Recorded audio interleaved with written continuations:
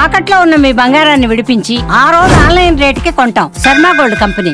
అందరికీ నమస్కారం. నా పేరు మాధురి. మీరు చూస్తున్నది సుమన్ టీవీ నెట్వర్క్. ఈ రోజు మనతో పాటు ఉన్నారు ప్రముఖ ఆధ్యాత్మికవేత్త జ్యోతి శరత్ గారు. నమస్కారం అండి. నమస్తే. అయితే మనిషికి జ్ఞానం అన్నది ఖచ్చితంగా అల్టిమేట్గా కావాల్సింది ఆ జ్ఞానం అన్నది. ఇప్పుడు శివతత్వం అంటేనే మహేశ్వరుడు పరమేశ్వరుడు ఏమన్నా కూడా జ్ఞాన ప్రదాత, జ్ఞానాన్ని ఇచ్చేవాడు అని. అయితే ఇలా జ్ఞానాన్ని ఒసగే కథలు లాంటివి మనకి ఏమన్నా ఉన్నాయంటారా శివుడికి సంబంధించి? చాలా ఉన్నాయి. ముఖ్యంగా కొంతమంది మహాభక్తులు ఉంటారు, మహానుభావులు. వాళ్ళని మనం ఎలా ఇప్పటికీ తలుచుకుంటూ ఉంటామంటే, పోతన గారు ఉన్నారు. వారు ఏదో కోరికలు కోరారు అన్నది ఉండదు, మనకు కనిపించదు. వారికి రామచంద్ర ప్రభు ఇచ్చిన అనుగ్రహం, ఆ అనుగ్రహంతోనే, శారదాదేవి యొక్క అనుగ్రహంతోనే నేను భాగవతాన్ని అనువదించాను అని ఆయన మురిసిపోయారు. అలాంటి మహానుభావులు ఏంటంటే వాళ్ళ మనసులో ఏం కోరికలు ఉండవు. వాళ్ళు ఎంతసేపు భగవంతుణ్ణి స్మరించుకుంటూ ఉండగలగాలి, భగవంతుణ్ణి చూడగలగాలి, ఒక్కసారైనా భగవంతుణ్ణి గుర్తుకు తెచ్చుకుంటూ వెళ్ళిపోవాలి, ఇలాగే ఉంటుంది. వాళ్ళకి మనలా కోరికలు ఉండవు. ఉండుంటే వాళ్ళని ఇప్పుడు మనం ఇలా స్మరించుకోం. అవును. కాబట్టి వాళ్ళు మహాభక్తులు. అయితే అటువంటి మహాభక్తులలో తిరుజ్ఞాన సంబంధర్ ఒకరు. అంటే తమిళనాడులో కానీ కర్ణాటక రాష్ట్రాల్లో కానీ ఎక్కువగా వీరు అందించిన దండకాలు ఏవైతే ఉన్నాయో అవన్నీ ఎక్కువగా చదువుతూ ఉంటారనమాట. అయితే వీరికి పేరే తిరుజ్ఞాన సంబంధర్ అని వచ్చింది. అంటే చాలా చిన్న వయసులోనే, 3 ఏళ్ల వయసులోనే తండ్రి గారు ఒకసారి ఒక ఆలయానికి తీసుకుని వెళ్ళి, నువ్వు ఇక్కడ కూర్చో అని మంటపం మీద కూర్చోబెట్టి, నేను కోనేరులో స్నానం చేసి వస్తాను, నీకు భయం వేస్తే గనక అని అటు ఇటు చూసి గోపురం పైన శిల్పాలు ఉంటాయి కదా, పార్వతీ పరమేశ్వరుల శిల్పాలు చూపించి, నీకు భయం వేస్తే వాళ్ళందరికీ అమ్మా నాన్న వాళ్ళని పిలువు, వాళ్ళు నిన్ను రక్షిస్తారని చెప్పి తండ్రి కోనేటికి వెళ్తాడు స్నానం చేయటానికి. చాలా చిన్న పిల్లవాడు అప్పుడు ఇంకా. అయితే ఇలా తండ్రి వెళ్ళాడో లేదో, పిల్లలు అంతే కదా, ఇప్పుడు ఇలా కూర్చోన్న వెంటనే వాళ్ళకి అన్ని గుర్తొస్తూ ఉంటాయి. కాబట్టి అప్పుడు భయం వేసేసిందట. అప్పుడే భయం వేసి ఇంకా అటు ఇటు చూస్తున్నాడు, ఆకలి కూడా అప్పుడే వేసేసింది, అటు ఇటు చూస్తున్నాడు. తండ్రి చెప్పిన విషయం గుర్తుకు వచ్చింది. కాబట్టి అలా చూసి ఆ గోపురం పైన ఉన్న శివుడు పార్వతి గట్టిగా ఏడవడం మొదలుపెట్టాడు, నాకు భయం వేస్తోంది, రండి రండి రండి అని. ఎందుకు అంటే నమ్మకంతో పిలిచాడు. ఈశ్వరుడు అంటాడట, పార్వతి మనం వెళ్ళాలి పదా, ఎందుకంటే పిలుస్తున్నాడు కదా అని. సరే అని ఇద్దరు మారువేషాల్లో వచ్చేసారట ఈ పిల్లాడి దగ్గరికి. వచ్చిన తర్వాత ఆకలేస్తుంది పార్వతి, మరి నువ్వు పాలిచ్చేయన్నారట ఈశ్వరుడు. అంటే పార్వతీదేవి ఆశ్చర్యంగా చూసిందట. అదేంటిది అంటే, పార్వతీదేవి యొక్క పాలు తాగితే విపరీతమైన జ్ఞానవంతుడు అయిపోతాడు, అంతే కదా, మరి పర్వాలేదా అంటే, అయ్యో అవన్నీ పక్కన పెట్టు, ఆకలేస్తుంది పిల్లాడికి, నమ్ముకుని పిలిచాడు, ఇంకంతకన్నా ఏమిటి, పాలివ్వు అన్న వెంటనే అమ్మవారు చక్కగా పాలు పట్టిందట. ఇద్దరు అక్కడి నుంచి వెంటనే వెళ్ళిపోయారు. ఈలోపు తండ్రి వచ్చారు. తండ్రి వచ్చి పాల మరకలు అవి చూసి, ఏంటిది, ఎవరు పెట్టారు, ఎందుకు అలా అడిగావు, అసలు ఏం చేసావు అని విసుక్కుంటున్నాడు కోపంతో. ఈ పిల్లాడు చెప్తున్నాడు, నువ్వే కదా చెప్పావు భయం వేస్తే పిలవమని, వాళ్ళని పిలిచాను, అందుకే అమ్మ కదా, అందుకే వచ్చింది, నాకు పాలిచ్చింది. ఎవరు నమ్ముతారు? ఎవరు నమ్మరు. సరేలే ఏదో ఒకటి మాట్లాడుతున్నావు, ఇంకెప్పుడు అలా తాగొద్దు, అలా చెయ్యొద్దు, ఇప్పుడే కదా వెళ్ళానని ఏవో 4 మాటలు చెప్పి ఆలయంలోకి వెళుతున్నారు. అయితే అలా పాలు తాగిన వెంటనే నిజంగానే బోళ్ళంత జ్ఞానం వచ్చేసింది. ఆ జ్ఞానం ఏమిటి అంటే, మనం ఇప్పుడు చెప్పినట్టుగా సరే 2వ ఎక్కని చెప్పేశాడు, లేకపోతే ఇన్ని లెక్కలు చేసేసాడు, ఆ జ్ఞానం కాదు. మా దృష్టిలో ఈ కాలంలో జ్ఞానం అంటే అంతే, ఇంత చిన్నప్పుడే MBA రాసేసాడు, అవి కాదు. పూర్తిగా జ్ఞానం అంటే ఇక బ్రహ్మజ్ఞానాన్ని పొందటం అనమాట. అంటే అంతగా పొందిన తర్వాత అలవోకగా శ్లోకాలు వచ్చేస్తున్నాయి, భగవంతుడిని స్తుతించడం వచ్చేస్తుంది. ఆలయం లోపలికి తీసుకెళ్తుంటే చక్కగా 2 చేతులు అలా కొట్టుకుంటూ పద్యాలు చెప్పేసుకుంటున్నాడట. తండ్రికి తెలుసు కదా ఏవచ్చో ఏవి రావో. ఆశ్చర్యపోయాడు, ఏంటి ఇంత జ్ఞానం ఎలా వచ్చింది అని. అర్థం అయ్యింది, ఇది అప్పటి కథ కాబట్టి అందరూ అర్థం చేసుకునేవారు. ఇప్పుడంటే ఎవరు నమ్మరు కూడా, ఎందుకంటే ఇలాంటివి ఇప్పుడు జరగవు కూడా. కాబట్టి అప్పుడు లోపలికి వెళుతుంటే చేతులు ఎర్రగా అయిపోయాడు, చిన్న పిల్లవాడు కదా. అందుకని గర్భగుడి లోపలికి వెళ్ళేటప్పటికి ఆ ద్వారం నుంచి 2 బంగారు చిడతలు కూడా పడ్డాయట. చేతులు ఎర్రగా అయిపోతున్నాయి, చిడతలు వాయించుకో అని పార్వతీ పరమేశ్వరులు పంపించారు. అలా మొదలవుతుంది తిరుజ్ఞాన సంబంధ జీవిత చరిత్ర చదివితే. అసలు ఆయన్ని వేరేగా ఇలాగా చేసి అలా పంపించారా, మనలా లేడు కదా అని అనిపిస్తుంది. కానీ అలాంటి వాళ్ళని చూస్తే కారణ జన్మలో అనుకుంటాం నిజంగా అసలు. కాబట్టి ఆ జ్ఞానంతో ఉన్న తిరుజ్ఞాన సంబంధం. అంటే ఆయన జీవితంలో ఇలా చిన్నప్పటి నుంచే చాలా అంటే విపరీతమైన జ్ఞానాన్ని పొందిన ఆయనకి కూడా ఈశ్వరుడు జ్ఞానం ఉంటే ఎంతైనా ఒక చిన్న అహంకారం అన్నది ఉండొచ్చు. జ్ఞానం ఉంటే ఒక్కొక్కసారి మన ప్రవర్తన మారుతూ ఉంటుంది. కాబట్టి దాన్ని సరిచేసే విధానంగా కొన్ని సందర్భాలు మనకి కనిపిస్తూ ఉంటాయి. వేదారణ్య స్వామి ఆలయం అని ఒకటి ఉండేదట. అప్పట్లో అప్పర్ అని ఇంకొక మహాభక్తుడు, అయితే ఈ తిరుజ్ఞాన సంబంధర్ అప్పర్, వీరిద్దరూ ఏంటంటే అంతా కూడా సంచారం చేస్తూ మంచి మంచి ప్రవచనాలు చెప్తూ శ్లోకాలు దండకాలు చెప్తూ వాళ్ళ పని అప్పుడు అలాగే ధర్మ ప్రచారం చేయటం. అయితే ఈ క్రమంలో ఆ వేదారణ్య ఆలయం ఏదైతే ఉందో అది ఇదివరకు మనం వింటూ ఉంటాం కదా, సినిమాల్లో కూడా చూస్తూ ఉంటాం, ఎప్పుడో ఎవరో దోషాలు చేస్తే ఆలయ తలుపులు అన్నవి మూసేశారు, అవి మళ్ళీ తెరుచుకోవు. ఇవి నిజంగా ఉంటాయి. మనం చేసిన పాపాల వల్ల లేకపోతే ఎవరో చేసిన దోషం వల్ల భగవంతుడు మనకి అంత తేలిగ్గా ఇక కనపడడు. కాబట్టి ఆలయ ద్వారాలు మూసుకుపోతాయి. అదేదో 10 మంది తోస్తే తెరుచుకునేది కాదు, మళ్ళీ భగవంతుడి అనుగ్రహం ఉండాలి. కాబట్టి ఆ ఆలయం చాలా పెద్దది, చాలా అందులో శివుడు ఉంటాడు. కానీ ఎప్పుడో ఏదో జరగడం వల్ల ఆలయ తలుపులు మహద్వారం ఏదైతే ఉందో అది మూసుకుపోయింది. వీళ్ళిద్దరూ ఆ ప్రదేశానికి వచ్చిన తర్వాత తిరుజ్ఞాన సంబంధర్ అప్పర్తో అంటారట, మీరు శివుణ్ణి ఆరాధిస్తూ ఒక దండకం చెప్పండి, ఖచ్చితంగా ఈ ఆలయ తలుపులు తెరుచుకుంటాయి. అంటే ఆలయంలోకి అందరూ వెళితే మంచిది కదా, ఈశ్వర అనుగ్రహం. అప్పర్ ఒక దండకం చేశారట. అంటే వాళ్ళ జ్ఞానం అలా ఉండేది, వాళ్ళ భక్తి అలా ఉండేది. చేసిన వెంటనే చక్కగా ఆలయ తలుపులు తెరుచుకున్నాయి.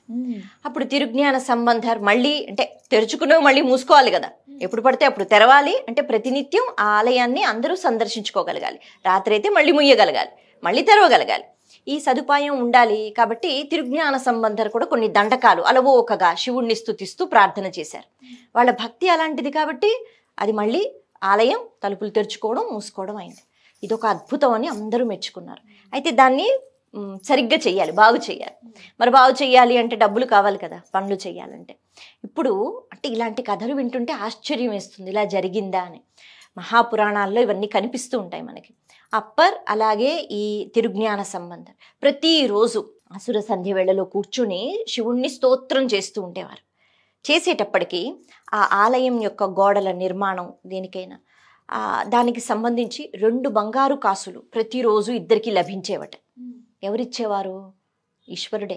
వీళ్ళు ప్రతిరోజు స్తోత్రం చేసేవారు. దేనికోసం అంటే ఆలయం మళ్ళీ దాన్ని పునరుద్ధరించారని, దానికోసం 2 కాసులు దొరికేవట. ఆ 2 బంగారు కాసులు అప్పట్లో అమ్మి డబ్బులు తీసుకునేవారు కదా, వెళ్ళి దాని డబ్బులతో ఈ ఆలయాన్ని కట్టిస్తూ ఉండేవారు.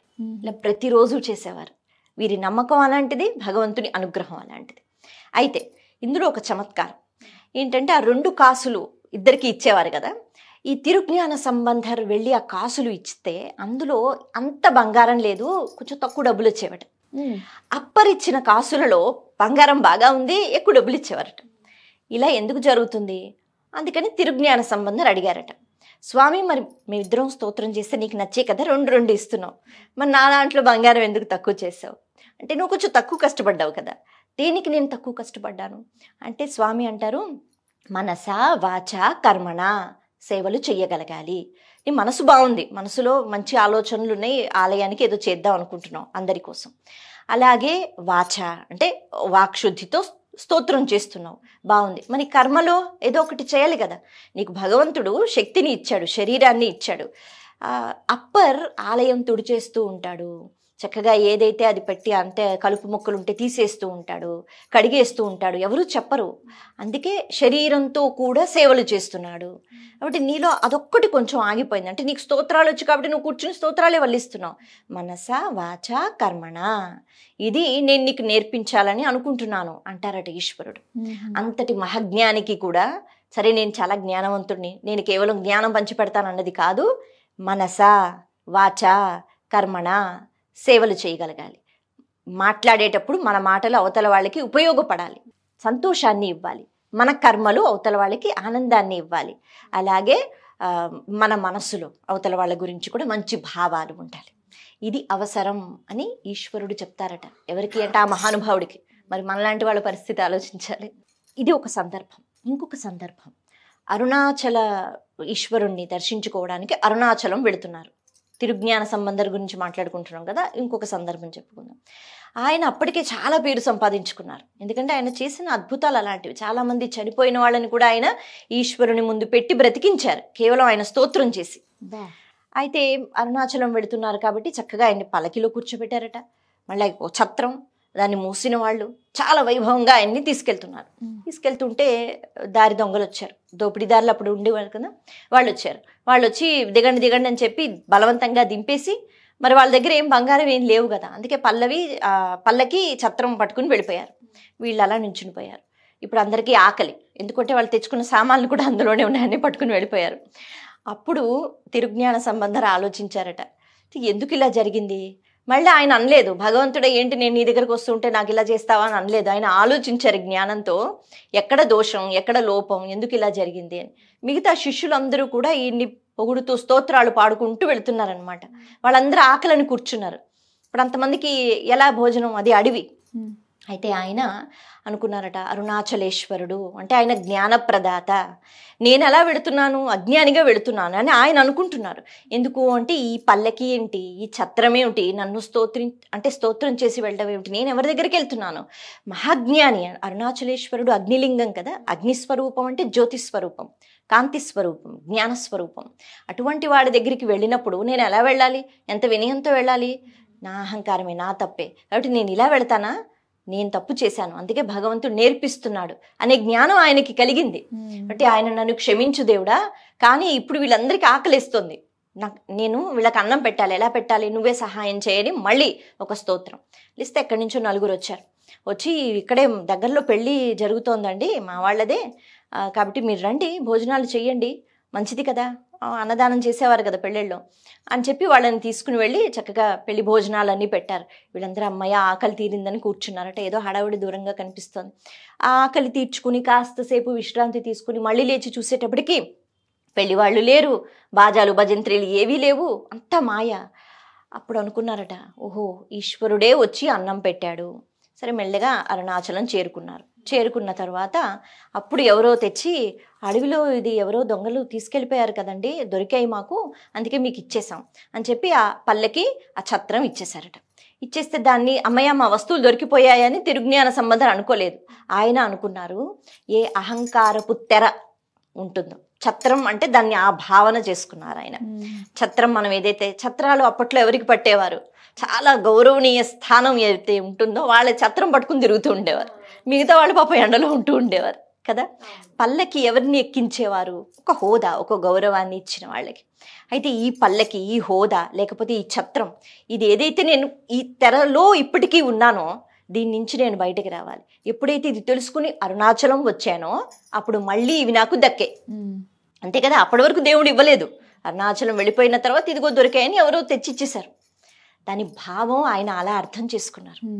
కాబట్టి ఈ అహంకారాన్ని, లేకపోతే నేను అనే భావనని తొలగించి, అరుణాచలేశ్వరుడు అనే కాదు, ఏ ఆలయానికైనా మనం వెళితే మనకి ఏ సంపద కావాలో, ఏ హోదా కావాలో భగవంతుడే తెచ్చి ఇస్తాడు. కాకపోతే మనం భగవంతుడి దగ్గరికి వెళ్ళినప్పుడు నేను నాది భావన తొలగించి వెళ్ళగలగాలి అనే జ్ఞానాన్ని ఆయన పంచిపెట్టారు. ఆయన జీవిత చరిత్ర చదువుకున్నప్పుడు, చెప్పుకుంటున్నప్పుడు మనం తెలుసుకోగలగాలి. ఆ మాత్రంగా ఒక స్థానం మనకి ఎవరైనా ఇస్తే మనం ఎక్కడికో వెళ్ళిపోతాం, అక్కడ ఉంటాం, మనం దిగం. కాబట్టి అలాంటిది కాదు, అన్నిటికన్నా మించింది పరమేశ్వరుని యొక్క స్థానం. కాబట్టి అక్కడికి వెళుతున్నప్పుడు అలా అడగగలిగితే మిగతావన్నీ భగవంతుడే మళ్ళీ ఏర్పాటు చేసేస్తాడు అన్న విషయాన్ని ఆయన తెలుసుకుంటూ ఆయన మనకి నేర్పిస్తున్నారనమాట.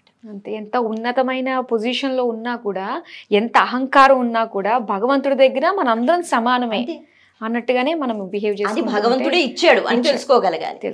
చాలా బాగా తెలియజేశారండి, ధన్యవాదాలు.